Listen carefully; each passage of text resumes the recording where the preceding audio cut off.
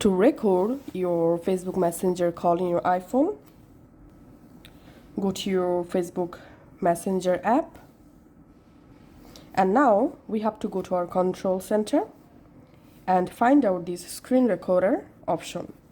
So make sure you have added the screen recorder in your iPhone control center. Now long press on it and turn on microphone. Once the microphone turn on, start to record your screen. And now just join a call and iPhone will automatically record your call, including your call screen, your input audio and your output audio.